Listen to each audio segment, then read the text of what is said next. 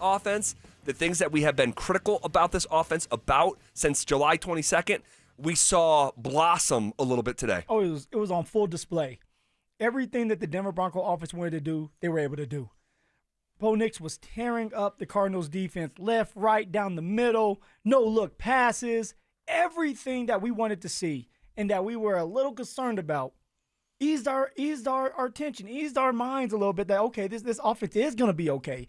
Cortland Sutton and Bo Nix were on the same page. Yes, they were. Bo Nix was able to get Marvin Mims going a little bit more. Vele looks a lot stronger, a little bit more healthier. Troy Franklin was out there stretching the football field. Like, everything you wanted to see, you got to see. And, Evan Ingram getting involved as well. Yeah. Touchdown. He's been kind of quiet. And you talked about the touchdown he caught from Stidham on Tuesday. I was serving our community with Food Bank of the Rockies. Sure you were.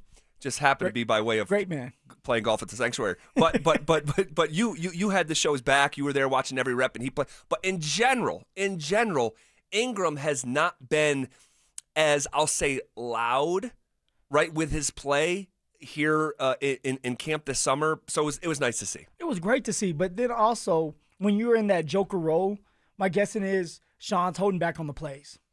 All the creative plays, at least. Sure. We saw a couple today where it's like, okay, this is what I wanted to see. A rub route from Mims to help Cortland out for a touchdown at the back of the end zone in the red zone. Those are the plays that are going to be highlighted and going to make Bo look really, really good and get Cortland and Bo back on that same page. Heck yeah. This was Sean talking about today's practice. I think it's probably my 12th joint practice, but one of the better ones. There's going to be, like I said a week ago, a lot of tape, a lot of good things, a lot of things we got to clean up, and but that's how you get better. So overall, I was pleased with it. I know Jonathan was as well. It was good to see Mr. Bidwell. When I was in college, I was a ball boy for this team. Some of you are too young to remember that they used to be the St. Louis Cardinals, but they trained at Eastern Illinois. I handed out rosters, and Mike Bidwell was, I think I was 18, he was 17, Joe Buck was running around 15, and we were just football brats. And but it was good to see a different group, a different front defensively than last week, maybe a little bit more similar to ours. And then, of course, the other side of the field, I've got to go watch. Now, we'll talk about the other side of the field because it was not so pretty for the Broncos defense in the first portion of practice. We'll circle back to that. But I'll also say this from a human standpoint. I love hearing Sean talk human stuff. I do. Whether he's flashbacks? Yes. Yeah. I really enjoy it because I think it humanizes him. Because sometimes he comes off as such a hard ass and such a so Bill Parcellian that it's like, who's actually in there? Like, who's actually inside there? Don't we all? At some point, we have to sit there and say, damn, we were just like our kids. And remind ourselves, like, to be a kid sometimes. Yes. And enjoy. We're so wrapped up in making sure our family is okay and paying the bills that you forget to be a kid. Yeah. I just had to say that. No. I think of that often with my son, of like, I was you. And I have to reset to what a child's mind is. Yeah, I can't get mad at you for doing something that I did all the time. Yeah, and you're so far removed from being little Phil's age. He's starting kindergarten, right? My son's starting first grade and having to crouch all the way down to remember that point of view. And I love hearing that stuff from Sean of like, because I didn't know that. I just learned something new today. He was a ball boy for the Cardinals. And Joe Buck, the all-time Hall of Fame broadcaster, he's running around there, and his father was the voice of the baseball team, and it's just it's cool. And Sean, you see him once in a while, when he's talking about the old days, his old days, he lights up, and it's like, okay, there's that little kid. This is why I want to sit down and have 9 beers with him. You know what I mean? Why 9 beers? Why not just 10? Why 9 in your head? I don't know, because that's what I think it's going to take to crack beers. That's what it's going to take to crack that shell. Oh, he holds his liquor, huh? I bet he does. Here is a little bit more from Sean Payton about seeing the offense get into a rhythm today. There's an ebb and flow. Look, man, there's still a number of things split-wise, detail-wise that I know we'll watch it together. like as a group, and it's all relative, right? It's relative to what's the comparison, all right? And we can reference. You ready? We can reference what 2013 Payton, 2014. You know, they broke like a lot of. So what are we referencing? You know what? And we aspire to, and so it's all relative that way. So it's always all relative. But with Sean, so this is my interpretation of that 32-second sequence. Sean is thrilled about how practice went. Sean is thrilled about how his offense looked. He's encouraged. He's excited. But, and I'm going psychologist here, he just 10 days ago went full-blown excitement with the Super Bowl and Bo top 4 or 5 and all this stuff. That was a lot. He was not going to get over his skis with the excitement. But you see he's naturally happy. And then when he's asked, hey, your offense, because I remember the question, it's like your offense basically had its best day of camp. And he's like, yeah, but there's still stuff to work on. And who are we comparing today to? Let's talk about the 2013 Broncos, which is the greatest offense of all time, right? And by the way, Peyton Manning was at practice today. And so that's probably top of mind. And he's like, he's trying to now, like, I know you guys saw what I saw. I'm excited too. But it's all relative because, man, we're trying to achieve to where these other offenses have gone. And that's what you want to hear. You want to hear Sean say, hey, we are not satisfied. Yes, it was a great practice. We'll go back, we'll watch film, we'll break it down. And it's like, what can we do better? Maybe it was a 15-yard catch reception. Could have been the 30, 40 if the receiver would have took a couple steps to the left. It's just the small details that you're trying to clean up before the season starts. But when you have a practice like today where everything is going well for you, no matter what you do, it's just clicking, you have to be excited. The players have to be excited. Sean said, okay, this is what you guys get to feel again. Like, you guys are finally seeing what I'm seeing. And when sometimes you get in a rut, you got to get something to happen for you to get that confidence back. Sure. And when you have a practice like this where everything is firing on all cylinders for you, you get that confidence back. Bo Nix has that confidence, that swag, that walk again, saying, okay, like, this is what it's all about. I do have it in me. As long as I relax, set my feet, step into my throw, trust my teammates, we're going to be just fine. Yeah, and there was a linebacker today from the Arizona Cardinals. What the heck is his name? It's Mack Wilson. Mack Wilson said that there was an occasion out there where Bo threw a no-look pass. I mean, that's how you know you have it going. Now, maybe you not want to see that on a consistent basis, like a no-look pass from a quarterback, right? You're not on the breakaway in basketball. Matthew Stafford used to do it all the time. He did it in the Super Bowl on the game-winning fourth-quarter drive against the Bengals. I forget who was drawing. The side eye. Yeah. The side eye. When you're a quarterback, you do it so much, and you trust the receiver. It was Cooper Kupp. Cooper Kupp dragging right to left. Yeah, like fourth quarter they Super Bowl. probably ran that route so many times. It's like, I know where it's going to be. I just have to trust that. And that's something that Bo can create with someone like Courtland Sutton, where you rep it so much that I know where Courtland's going to be, and I trust it. Yeah. Well, Courtland, let's just talk about him for a second. What a day that guy had. I mean, it has been we've sort of the word that I kept using about the Broncos starting pass offense is that it's been disjointed. It just hasn't had a rhythm, okay? And Sutton, I think, has been a part of that. He's so heavily relied upon by Bo Nix and the Broncos offense. And if that's not right between him and Bo, and there's been days where it's just like, man, the connection's just not there for whatever reason, Sure. The domino effect that it can have on the offense. And I do not think it's a mistake whatsoever that Courtland Sutton had his best practice of the summer, and then ipso facto, the Broncos offense had their best day of the summer as well. Well, it goes hand in hand.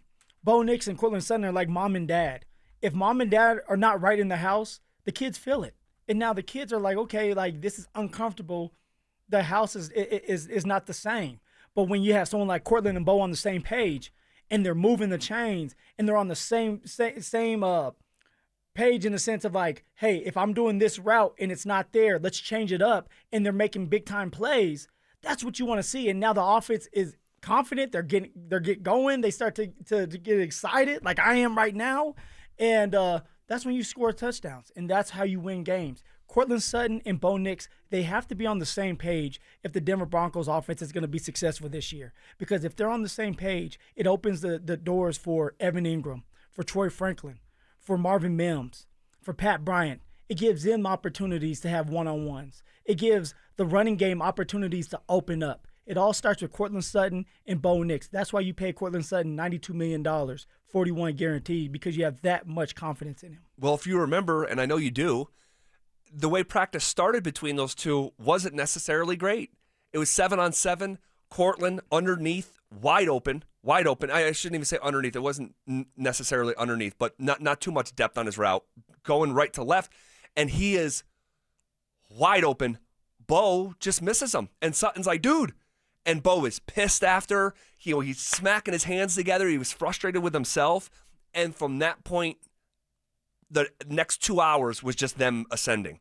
And, I mean, Sutton, what do you think? Maybe had 9 to 11 catches today? Yeah, I would say 9 or 11 catches, a lot in the 2-minute drill. 2 minute, he took over. Exactly. Bo's like, you know what? Screw it. Go with my favorite target, and let's move down the football field. And that's exactly what they did. 60 yards and scored a touchdown. Evan Ingram scored the touchdown, but it was all because of Bo Nix and Cortland Sutton having that chemistry and moving those chains. I think it was 3 separate catches in that 2-minute sequence. I want to say 3 in a row. It was 3 in a row. 3 in a row for Cortland. It was like catch, get out of bounds. It was like 10 yards, 15 yards, 20 yards, just moving down the field. And it's so great to see that when they're clicking. Yeah, it is, and you know you're a problem, and we know the Arizona Cardinals might not have the best cornerbacks, but those are NFL corners, and when you know it's a passing drill in a 2-minute sequence, and you know Sutton's the number one, and you still can't stop it, that's powerful. That's powerful.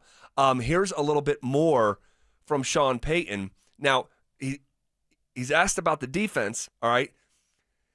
And, I don't want to get too critical, but as a media member, you know that Sean didn't watch the defense. Sean is, or most of the media members know not to ask Sean about the defense because that was on the other field.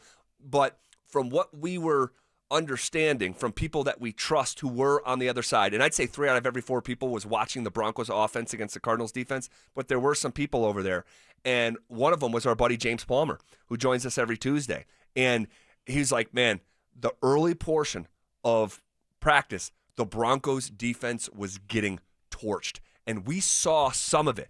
Trey McBride on one play in a team period was so open that he literally put his hands up in the air like, dude. Kyler finds him. It's a 60-yard gash play. Yeah. And he literally throws the football, throws the football up in the air, walks off the field. But apparently he was McBride was having his way in the early portion of practice. And then the longer it went, culminating in the 2-minute period, James Palmer said that the Broncos defense dominated in the 2-minute. So slower start, strong finish for the Broncos. And that's what happens when you have a really good defense, is they could start slow, but in a 60-minute football game, who has the better roster? Who's able to make plays when it matters the most?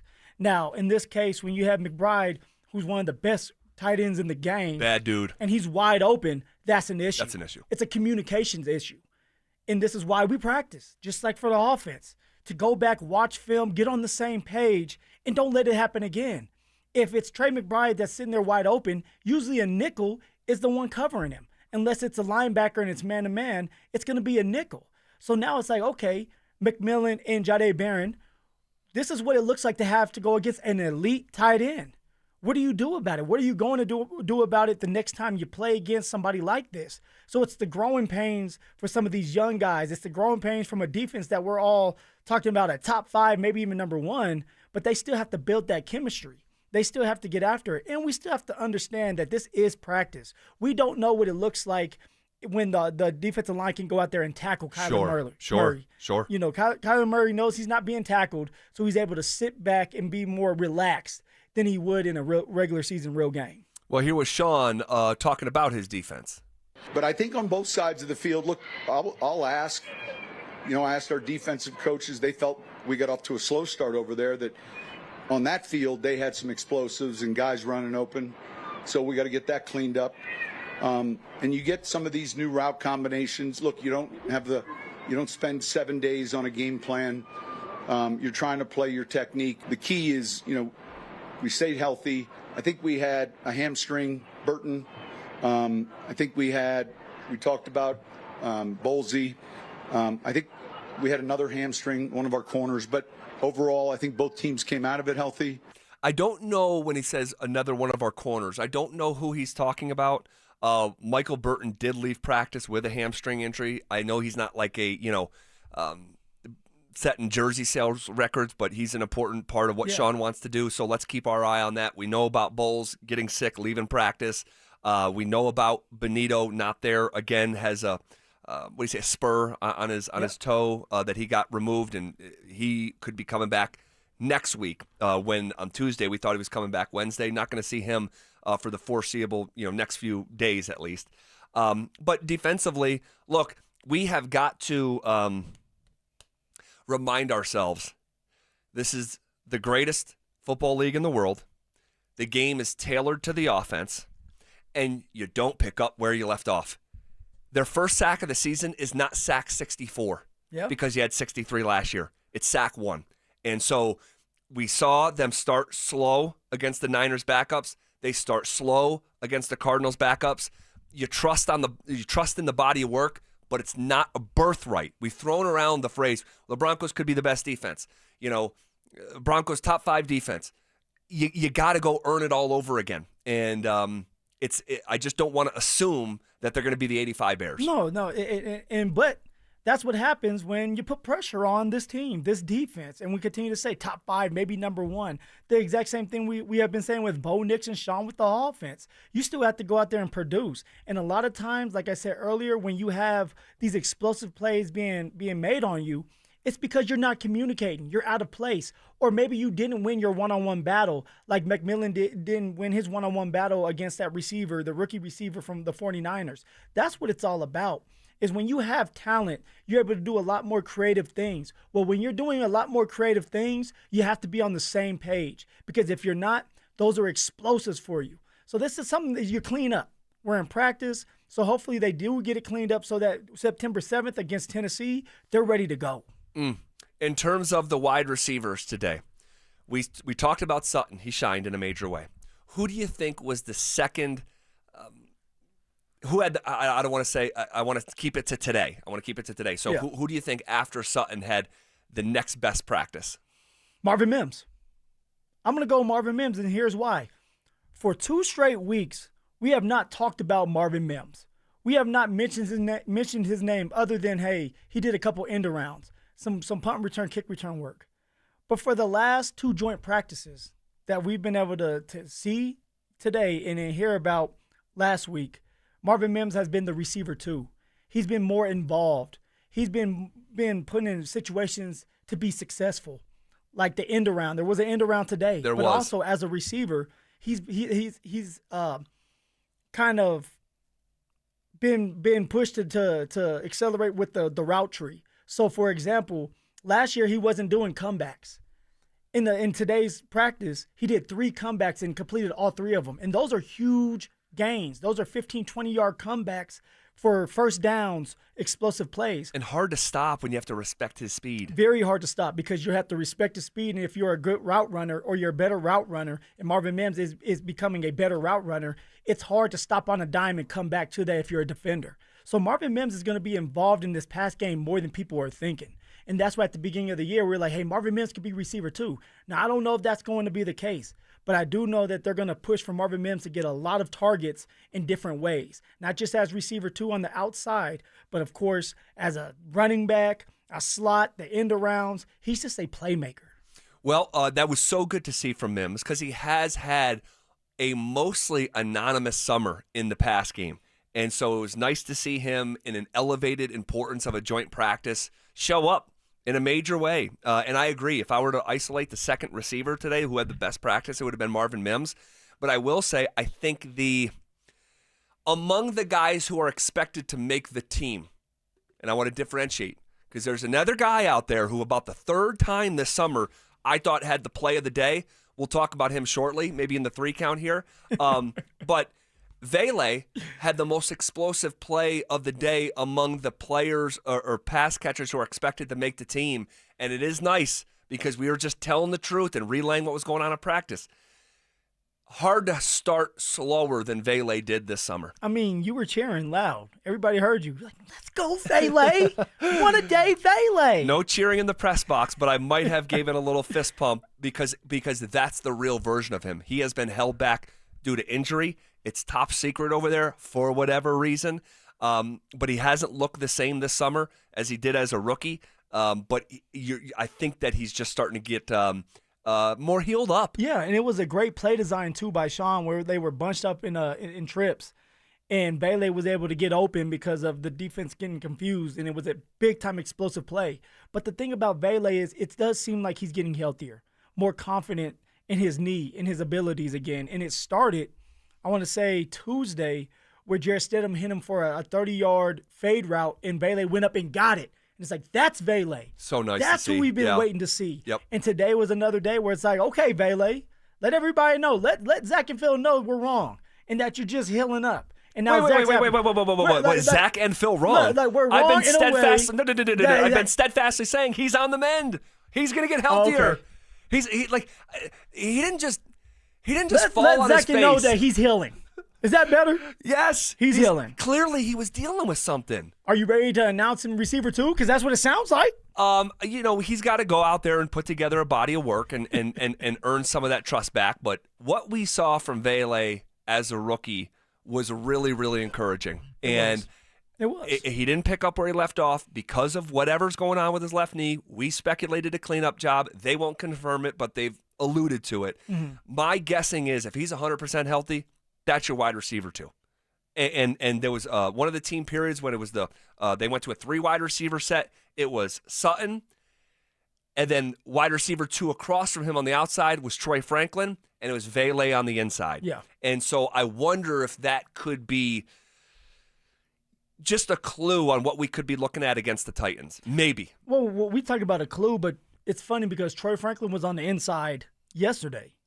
It seems like Sean's trying to move everybody around to different positions to have them playing different positions just in case you have to.